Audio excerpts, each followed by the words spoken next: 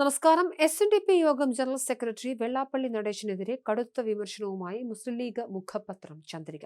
ചോദ്യം ചോദിക്കുന്നവന്റെ പേരും നാളും ഊരും ചോദിച്ച് തനിക്ക് പാകമാക്കാത്തവനെ തീവ്രവാദിയാക്കി കേരള തൊഗാഡിയെ വിലസുന്നുവെന്ന് ചന്ദ്രിക മുഖപ്രസംഗത്തിലൂടെ വിമർശിച്ചു. മകന് വേണ്ടി പാർട്ടി തുടങ്ങി അതിനെ ബി.ജെ.പിക്കൊപ്പവും താൻ പിണറായിക്കൊപ്പവുമാണെന്ന് പ്രഖ്യാപിച്ച് 2 വള്ളത്തിൽ കാലിട്ടാണ് വെള്ളാപ്പള്ളി തുടരുന്നതെന്നും മുഖപ്രസംഗത്തിൽ വിമർശനമുണ്ട്. വെള്ളാപ്പള്ളി വാ പോയ കോടാലിയാണ്. ഇത്തരക്കാർക്ക് കേരള രാഷ്ട്രീയത്തിൽ പ്രസക്തിയില്ല. സമുദായത്തിന്റെ പേര് പറഞ്ഞാണ് ഇവർ ഗീർവാണം അടിക്കുന്നത്. മഹാരഥന്മാർ ഇരുന്ന സംഘടനയുടെ തലപ്പത്തിരുന്ന് വിഷം വമ്മിപ്പിക്കുന്നത് സങ്കടകരമാണെന്നും ചന്ദ്രിക വിമർശിക്കുന്നു. 2024 പകുതി തൊട്ടാണ് വെള്ളാപ്പള്ളി വർഗീയതയുടെ മണിമുഴക്കൽ വേഗത കൂട്ടിയത്. പക്ഷേ ഇന്നുവരെ അദ്ദേഹത്തെ തള്ളാനോ ഇത്തരം വിഷലിപ്തമായ പ്രസ്താവനയ്ക്കെതിരെ നിയമപരമായി ചെറുവിരൽ അനക്കാനോ പിണറായി സർക്കാർ തയ്യാറായിട്ടില്ലെന്നത് അതിന് പിന്നിലെ അന്തർധാര വെളിപ്പെടുത്തുന്നു. മണി മുഴക്കുന്നത് വെള്ളാപ്പള്ളിയാണെങ്കിലും മണി ആർക്കു വേണ്ടി മുഴക്കുന്നു എന്നത് പ്രസക്തമാണ്.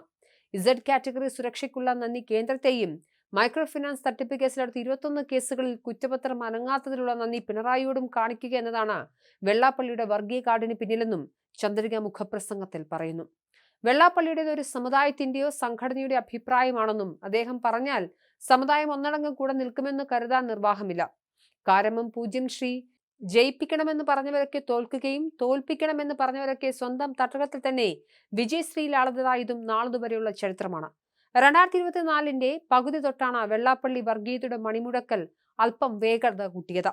പക്ഷേ നാളിതുവരെ അദ്ദേഹത്തെ തള്ളാനോ ഇത്തരം വിഷലിപ്തമായ പ്രസ്താവനയ്ക്കെതിരെ നിയമപരമായി ചെറുവിരൽ അനക്കാനോ പിണറായി സർക്കാർ തയ്യാറായിട്ടില്ല എന്ന് തന്നെ ഇതിന് പിന്നിലെ അന്തർധാര വെളിപ്പെടുത്തുന്നതാണ്.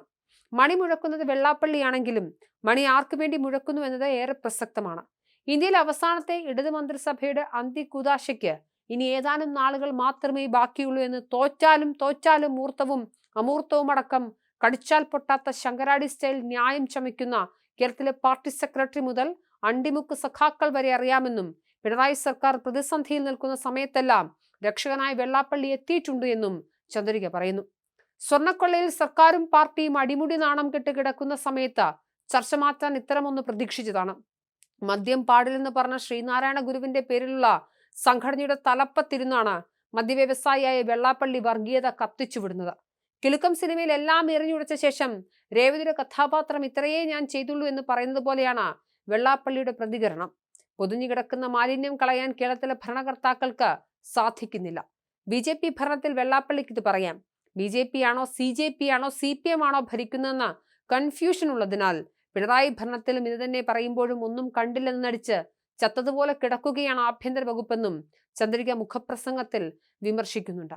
എന്തായാലും വെള്ളാപ്പള്ളിക്കെതിരെ ചന്ദ്രിക മുഖപത്രം കടുത്ത വിമർശനമാണ് രൂക്ഷ ഭാഷയിൽ നടത്തിയിരിക്കുന്നത്.